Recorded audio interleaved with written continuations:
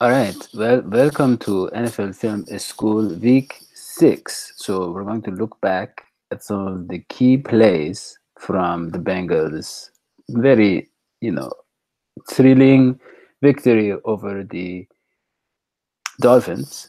And we're going to look at a couple of deficiencies in Ben Roethlisberger's game and how the Bengals can expose those, and also the concern that we have when facing the Pittsburgh defense, which is the defensive line. So, John, take it away. Yeah, let's start with some of the things that went right against the Dolphins. So the Bengals offense was pretty inept through the first half. They had scored 0 points, couldn't really sustain any drives. Specifically, the running game was a big problem with Joe Mixon. Didn't have a lot of successful runs in the first half. But we have a guy, AJ Green, had maybe one of the more quiet 100-yard performances of any receiver this year. And it was a special one because this was his 33rd 100-yard performance, and that passed the great Chad Johnson on the all-time Bengals list for most 100-yard receiving games. And I just wanted to look at his two biggest receptions on the day against a very underrated Dolphins defense and Dolphins secondary. So on this first play, we have the Bengals in 12 personnel. So they have two tight ends just lined up just off the formation. They have, I believe this is Tyler Boyd on the outside and then at the X, and this is AJ Green in the flanker. And the Bengals are going to run what is called a Yankee concept, which means a Yankee involves some type of deep post and a deep crosser. And this route combination works very well against a cover 3 coverage, which is what the Dolphins are showing pre-snap and what they end up running. Because what's going to happen is that this deep post is going to stretch not only this cornerback on this side of the field, but also the deep safety. He's going to have to take it with him. And based off how Green starts his route, he gets this cornerback behind him, and it stresses out the linebackers playing underneath to pick him up. And we're going to see Dalton and Green connect on a very impressive throw by Dalton. So as you see, the play action forces so we have the tight end CJ Zoma try to pick up the strong safety blitzing off this side. He can't get there quick enough, so Dalton has to step up. His base is kind of at this point a little bit awkward, but he knows that, hey, this deep post has got both these guys occupied. There's plenty of space to lead, some type of throw for Green, because he's got a linebacker who's going to pick him up at the very end, but he's got to place this right around this area because he knows there's going to be space here. But his base is a little awkward, and he has a rusher coming down his face, and somehow manages to make a great throw, leading Green for a big first down here, right inside their own 15-yard line. So here we see just how the pressure affects Dalton and how he has to step up. And this is something that is, we haven't really seen that much before this year, but the ability to kind of step up in the pocket, reset his feet just enough. But at this point, keep his eyes down the field. Yeah, keep his eyes down the field, because he has only two options here, and the deep post is off screen. It's like 40 yards down the field, and it's double covered. So he's got Green in space. This space is now vacant because of the deep post, but he can't really reset his feet towards where he wants to go because of the pressure that's going down on him. So he just kind of has to. It's almost like a sidearm fling, and that's kind of why this ball comes out a little bit wobbly. But I mean, look at the placement on this throw. Right over that linebacker, right in stride to AJ Green.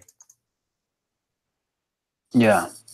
So this crosser, is this a crosser, right? AJ Green running? Yeah, it's a crosser deep over.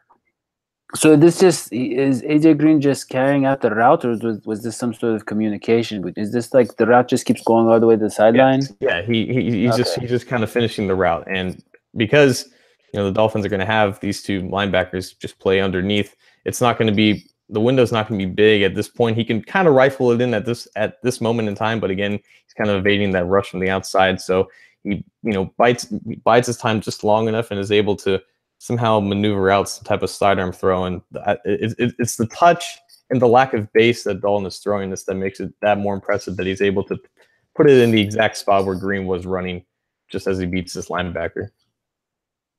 Yeah, it was actually, it stood out to me as well. John, the Andrew Sealer is very proud of you. Wants you to know that. Hey, thanks, Andrew. Um, yeah, it says we're so proud of you, John. Love mom and dad. Oh, Yeah, yeah. I guess you all know right him, then. maybe. Yeah, there you go. Okay, next All right. play. So, next play. Dadio, do you know how many yards AJ Green is averaging when he's running a route from the slot? It's got to be high. I'm gonna guess close to 20. 20 is pretty high. It's actually 4.67, which is one of the very best in the league. We've talked about AJ Oh, Green's per effectiveness. play. I thought you meant per catch. You're saying Oh per no, no, play. per catch is probably more than 20. I don't actually know that number, Okay. but Oh, but sorry. but Yeah, but per he's play. had a certain number of routes run from the slot, as we see from here, and he's averaging, for every route that he runs from the slot, he's averaging 4.67 yards per route.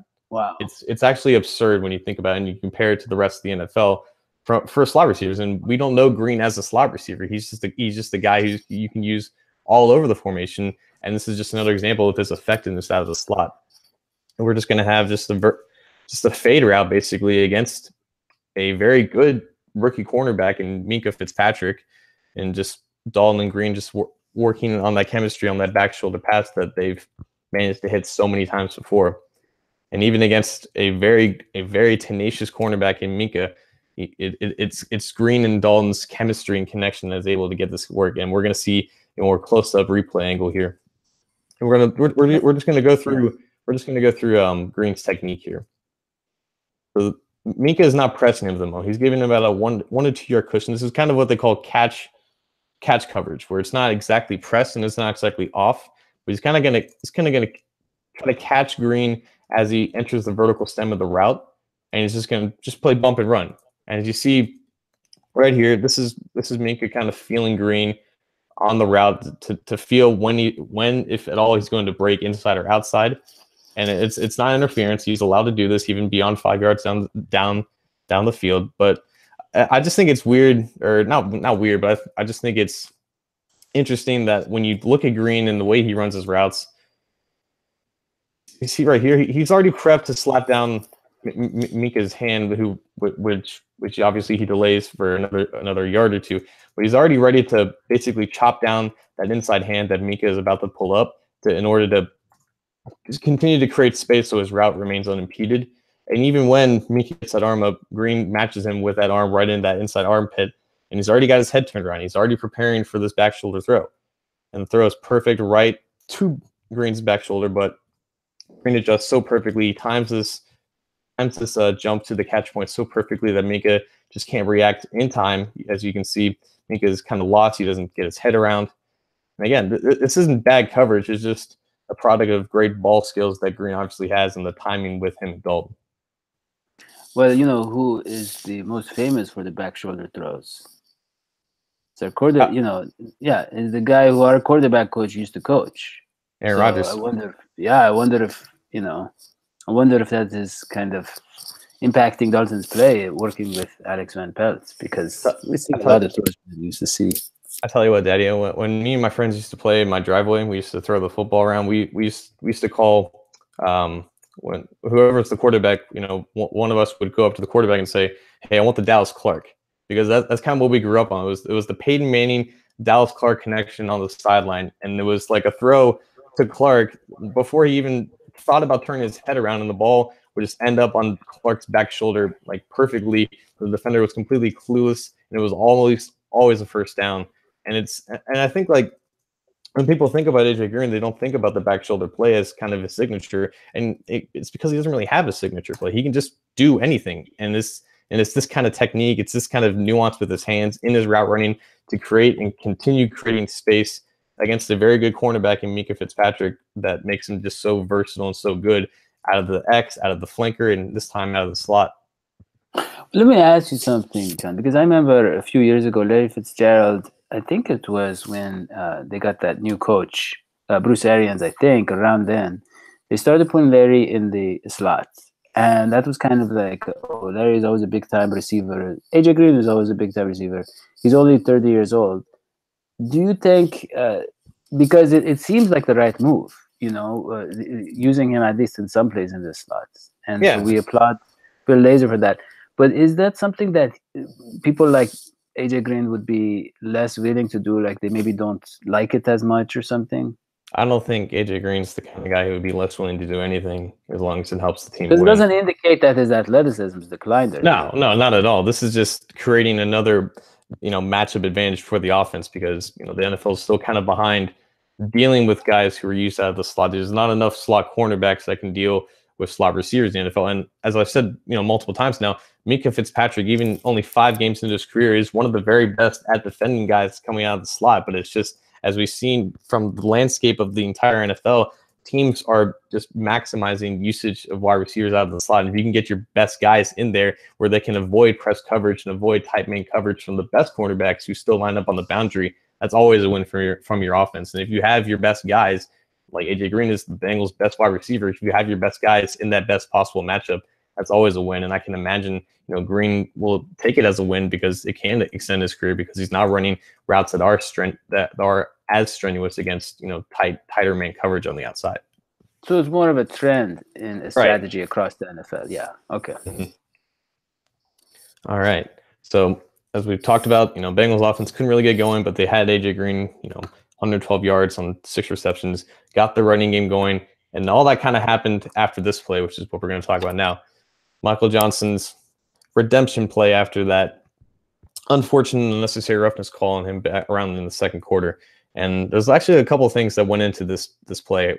And we're going to first look at Geno Atkins, Andrew Billings, the 3 technique, and the nose tackle. They're going to run a little delayed stunt.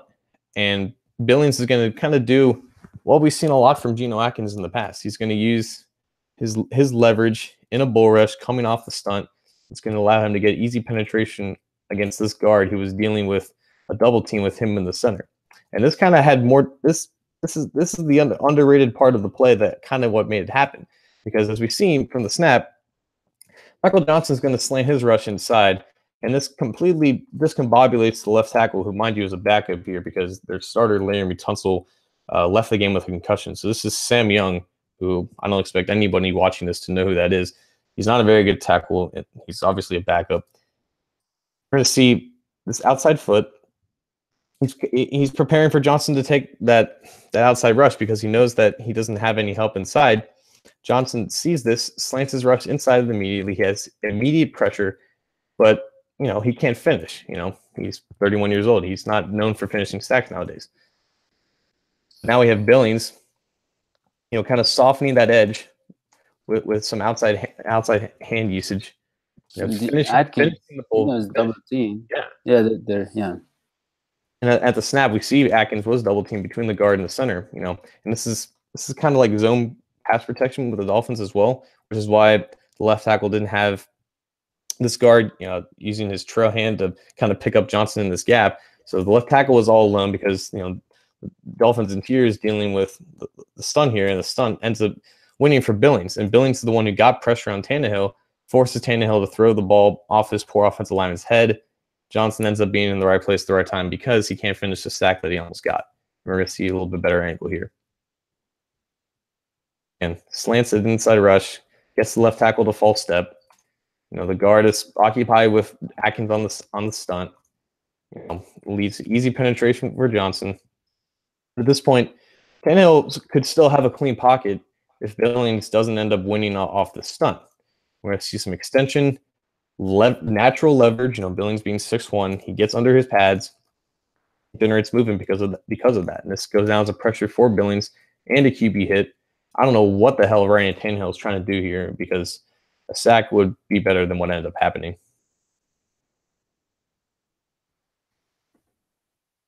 Yeah, it's so great to see the reaction from the players to Michael Johnson. He's obviously one of those strong presences in the locker room. So it's nice to see him contribute. If this is Johnson's last season, I think this is going to be the moment that kind of defines it because for a guy who got cut, add final cuts just to make room for an injured rookie to make the roster so he can go on IR designated to return. We're talking about Devontae Harris. To be able to do that, to be able to sacrifice, your employment and put your trust in the team that they're going to bring you back for the same amount of money that they did, and then that's what ended up happening. To make a mistake early in the game, to not even finish this play. It's a pressure, but he couldn't finish the stack. It's just kind of this everything kind of working together, and then him just being at the right place at the right time to do something that he's never done before, and that's score a defensive touchdown. It's really nice to see because Johnson is one of those guys who's a strong presence in the community, a guy that guys in the locker room look up to, a guy that I think Sam Hubbard has been taken under his wing, and it's really nice to see something like this happen to such a good player. And speaking of Hubbard. Well, real quick, just while we're on that play, well, you don't have to go back to the play, but just overall, Atkins had a phenomenal game. Right. We haven't even talked about him. Yeah, we haven't talked too much about him. And just a question someone posed, Michael Washington, that's why I want to address it. Now, I know you have very strong feelings for Aaron Donald. Atkins might be having a career year. How do you compare the two? I know you probably think Aaron Donald is ahead of Geno, right? I would still say he's ahead, even if Geno has produced better through 5 weeks than Aaron Donald. But if you were to compare the two, Geno, his game is more focused on power, and Geno slightly outweighs Donald by about 15 pounds. So he can utilize more power to his game. That's not saying that Donald can't utilize a bull rush with the best of them, because he can.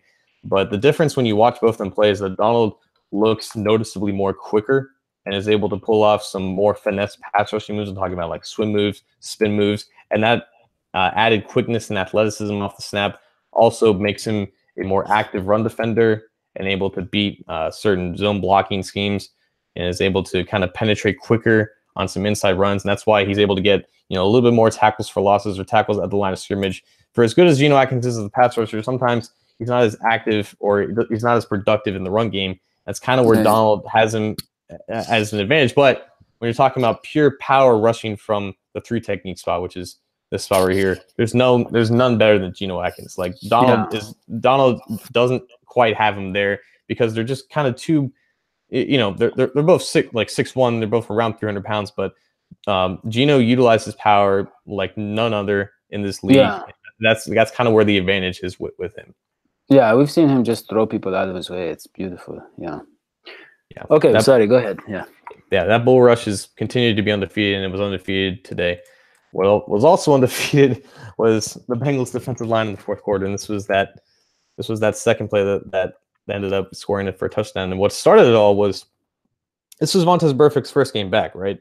He's the leader of the defense. He's the guy who makes all the calls. He's that presence that we felt that was needed to turn the defense around. And you could argue that his presence did in fact help out the Bengals defense. They only gave up 10 points in the first half, or 10 points all game, I guess. And I thought it was interesting was that Nick Vigil, Burfict's so-called apprentice, he was the one who ended up on this play. Hey, Burfict, get over here, get in position, because you're gonna have a delayed blitz.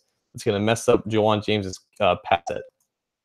So Burfict slides over here. He's going to end up blitzing this B gap as Sam Hubbard slants his pass rush into the A gap, and Geno Atkins is going to do that as well. So we're going to have some type of overload blitz here on the right side of the offensive line, and they have a running back in pass protection, and his job is to basically pick up any delayed blitzes. And in this case, it's going to be Burfict. So the running back notices Burfict is over here, right? He's going to get his feet set, right behind the offensive line, and that's going to be his responsibility. But I think it was the impact of Burfict out of anybody that's what got this right tackle scared. And this false step that we're going to see caused by Burfict's delayed blitz is what's going to allow Carlos Dunlap to win the edge really easy here. And it's so noticeable on this angle too. Like his outside foot here should be beyond the 15-yard line. Instead, it's kind of like he's taking a completely horizontal pass set, which is obvious. Dunlap's like in a wide 9 technique here. He's going to want to get vertical as quick as possible, and that doesn't happen. And he ends up opening his hips a lot later than he should. Dunlap is a guy who can win around. Who's quick enough and explosive enough off the snap to kind of win off that edge if you give him the slightest window, and that's exactly what happened. But Dunlap engages on the outside shoulder. He's going to get him with a little inside rip, and he's going to win around the speed. Tannehill tries to step up in this makeshift pocket, but he can't, and ends up getting strip sack. And just like Johnson before, Hubbard was in the right place at the right time and ends up getting a defensive touchdown. And he Yeah, received a better angle. yeah, And yeah. again, You need to talk about Perfect and the fact that he makes the right tackle hesitates. Um, one thing, I remember when Jesse Bates got the game sealing interception, he celebrated with Perfect, right? mhm, So even if the stats or he didn't maybe stand out that much, things that we can observe, his impact on the game is so tremendous. Like right. on this play, you're saying that the tackle was afraid. He saw Perfect, and so he hesitated. Perfect doesn't even have 10 sacks in his career. Mhm, Okay, but he brings so much fear, because of the fact that he is such a playmaker. He can make plays at any. And I know I'm talking. Sam Hubbard's the one who makes this touchdown right. there, but I just can't get over, what Perfect brought on this. What the defense looked like in Perfect's first game back. To me, he has to be, heavily a part of that. Right. See one more time, we can see how Dunlap kind of finishes this pass rush. And like again, right, it's at this point where Dunlap is about 1 or 2 yards into it, and James is just finally opening up his hips to mirror him. And at this point, it's just a little bit too late because Dunlap is going to get that edge. Little inside rib move, dips his shoulders just enough, so there's not a lot of areas that James can push him out here. Dunlap is going to win that rush 10 times out of 10. Ends up finishing. And again, Dolphins have a chance to tie this game. They're only down by like only down by 3 at this point. It's 20-17. It's Yeah, 3 minutes it's left in just. the game, and once again, Dunlap makes a clutch play. I mean, yeah, this is the type of, the defense was getting into it, the home crowd, everything. This is the kind of stuff that contenders are made of. They just turn it on, and the other team falls apart. You can just tell they were rattled. This is a Mm-hmm. 3-1 team. A Yeah, 3-1 team. And he was having a career year. Tannehill, basically, yeah, he's looking the best he ever has. He looks like the old Tannehill here. So. A yeah. good friend of ours, Waldo Roren, John, he wants to know, what do you think of Billings? We saw the penetration on the previous play with the Michael Johnson touchdown. So what do you think because he kind of, we early in the season we expect a little bit more, but he had a couple of plays here. Yeah, I think we might have overestimated how productive Billings was going to be as a pass rusher because we saw flashes in the preseason, but one of those flashes was against the Bills, so we kind of maybe lost control of our expectations a little bit. But I think the Falcons game specifically was a good big step for him as a run defender after not starting as well as he could have against the Panthers and Ravens. So I think he's still a solid player. I don't think he's ever going to be the pass rusher that we might have hyped him up to the league's preseason, but I think he still has definite value as a run defender, and I think he proved that against Atlanta, and he definitely had some flashes against Miami. Yeah, I mean, if you can just occupy a space, Mm-hmm. that'll be a contribution because we have playmakers on defensive line. Yeah. So Steelers you want also have playmakers on the defensive line, but we're gonna first, because it is fun to make fun of Ben Roethlisberger, and that's yeah. we're gonna dedicate a couple minutes to do that. Well, no matter what we do, we can't live up to Carlos Dunlap's very subtle comment about Ben Roethlisberger. He said how hard it is to sack a 300-pound quarterback. 300 And pounds, 3 key incompletions that we're gonna go over here. Ben yeah, Roethlisberger had a 112 quarterback rating against the Falcons. His PFF grade was 50 for passing. That doesn't seem that he only had 10 incompletions. He had 3 touchdowns, 1 interception. But for some reason, Pro Football Focus decided that he had one of the worst games out of any starting cornerback in the league. And another stat provided by PFF, he and Antonio Brown have 21 combined incompletions that were all Ben Roethlisberger's fault. That's the most out of any quarterback and wide receiver combo in the league right now. There's obviously a disconnect between the quarterback and receiver duo in Pittsburgh, and we're going to look at a couple examples as to why that's happening. or a weak signal, according to Antonio Brown. They're always connected. Yeah, just weak Wi-Fi. Yeah. So we're going to see that signature fake that gets all of us annoyed here in Cincinnati. 4-man rush against Atlanta. Clean pocket. Again, I don't know what the hell 98's doing. He's like almost on his head.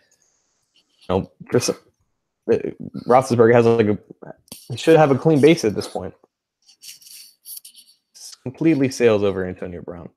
And we don't have, or I didn't show the all 22 angle, but Brown wiped this slot cornerback clean off this deep comeback route. Like the cornerback gave him like 7 yards worth of cushion off the snap, and he just turned him around completely at the top.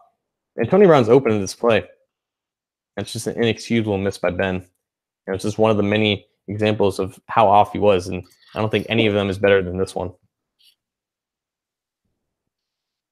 Like, do you think this is a throw that Dalton can make? I think so. Yeah. Well, John, let me ask you something. So this is the first year without Todd Haley in a while. I don't know if he was there. I think since Antonio Brown been in the league, he was there, right? Yeah, it was around that time. Around that time. So here's my question. Because their backyard football style benefited both Ben Roethlisberger and Antonio Brown. Now, the guy who kept it all working was Todd Haley. We can look to Le'Veon Bell as well, but like you're saying, he's just not he's not reading him. He doesn't. They think the ball should be in two different places, or maybe his accuracy is off. I don't know, but it seems like more like you said, miscommunication. I think so as well. Right. And so what I'm saying is it there's something about Todd Haley that knew how to put them in a position where they could improvise and communicate, and now they don't have that. I think so, because the issue for Brown isn't that he's not being targeted. He's one of the most heavily targeted receivers in the game. So the game plan is still favoring Brown off of volume and usage standpoint. But ever since like late last season, it's been Juju Smith-Schuster who's been way more efficient with his opportunities, way more efficient with his routes over Antonio Brown, who's by and large still considered the best receiver in the game, even over AJ Green. So it's just weird seeing this disconnect between the consensus top 10 quarterback and the consensus top at least 2 receiver. And maybe it was the departure of Todd Haley, who kind of had an ego on him that could control Antonio Brown and Ben Roethlisberger at the same time. Maybe they're replacing offensive coordinator. I don't know off the top of my head. He's just not finding the right style, the right scheme to kind of get both of them on point, because this is just a simple drag route. Like the route's completely unaffected. Brown completely swipes the hands of the linebacker trying to interfere. There is pressure in Ben Roethlisberger's face, but this is a throw that any NFL quarterback should make, and for some reason it's just a little bit off. I mean, yeah, it's not about age, I don't think, because with age it's more the arm strength, and this pass doesn't require a lot of arm strength. So no, it's all touch. Yeah. So these are the type of things veteran quarterbacks are better at than the young guys with the big arms. So speaking of things that veterans, he had a good run. He had a good run, Yeah. Yeah, he had some good seasons. It was Matt Minich, one of our writers at Cincy Jungle, who originally said when he posted this clip, this is a pass that we would assume that Jesse Bates would be able to pick off if this is Jesse Bates right here. Yeah, that's very true. That's very true. And this is just like not even with that safety coming over the top. This isn't even open. Like that linebacker's got him unlocked. Obviously, I think this is Vance McDonald or Jesse James. Neither tight end is a burner down the field like a Tyler Eifert would be. Yeah, I mean this is the kind of stuff where we had Reggie Nelson used to pick off all the time. He just takes these shots which you kind of like to see. You like to see guys not be afraid and to make the big plays, because he does make so many of those big plays. But yeah, this one. I mean, look at how he throws this too. It's off his back. It's off his back foot, feet completely open. Like there's just no way this ball is going to be able to lead the tight end far enough. It was just so weird, man. Like he only had 10 incompletions in this game, but like 8 or 9 of them were just god awful, and they really affected his grade according to Pro Football Focus. Yeah. So it's kind of weird that we're talking about, Ben Roethlisberger being a potential problem, even though if anything isn't the problem for the Steelers, it's their offense. They scored 41 points against the Falcons, which isn't that hard to do, but the offense is the reason why they're 2-2-1 and not, potentially, under 500. The defense specifically the secondary, has been the issue, and it's only because of, in my opinion, an underrated defensive front. If we're just talking about the perspective from Bengals fans, they have some talent up front, and it starts, in my opinion, with the development of T.J. Watt, and also a potential mismatch from the Bengals interior defensive line, Cameron Hayward. Like this scares me a little bit, because T.J. Watt takes 99% of his pass rushing snaps from the left side of the defensive line. This is Bobby Hart in this game. John, is this a 2-man rush? Oh no, they lined up wide. Okay, the guy's way outside. It's a 4-man rush that ended up. But they're guys. Yeah, they're way outside. That's interesting. Yeah, I think with TJ Watt's athleticism, they're okay with having him line up as the widest of 9 techniques, and the 9 technique lines up outside of the tight end. And the tight end is not even really on next to the formation here. But this wide angle, it works for TJ Watt because it's this ankle flexion that he has in his athleticism that's able to bend around tackles who can't beat him to the edge. And it's almost like he took a straight line even when he had to get around right tackle Ryan Schrader, who, before the season was at the very least the top 5 right tackle in the game. Bobby Hart's obviously not that. So Hart's going to have his handful a lot with TJ Watt rushing off the side, and Clint Bowling, Trey Hopkins, Alex Redmond, the trio inside. They're going to have to deal with the Steelers version of 97, and that's Cam Hayward. Like, this is a play that we see all the time for Geno Atkins, but I don't think a lot of Bengals fans know how good Cameron Hayward is and how dangerous he can be. Because this is scary. That's Alex Mack. That's the former Brown center who signed a mega deal with Atlanta. Yeah. This is scary. Well, yeah. We're gonna have to do the classic setting up the passing game with the run game, the short passes, and all that, because they're gonna have to do something to counter that rush. Now, one thing people are asking about is John Ross, because he was a limited participant in practice, so he could play. Does his presence, is that gonna open up things in the passing game? John, you think how much of a factor? Yeah, an incredible factor, and I think even like something that we didn't expect was the last couple of weeks when Ross was not out on the field, or at least this past week. We saw that there was only AJ Green who can stretch the Dolphins defense vertically. And as a result, guys like Tyler Boyd couldn't really get open underneath because, cornerbacks were just not, worried. They were maintaining proper depth. There wasn't a lot of separation. Boyd can get over the middle and underneath, and he only ended up having about 40 receiving yards, I think. Only about 4 receptions.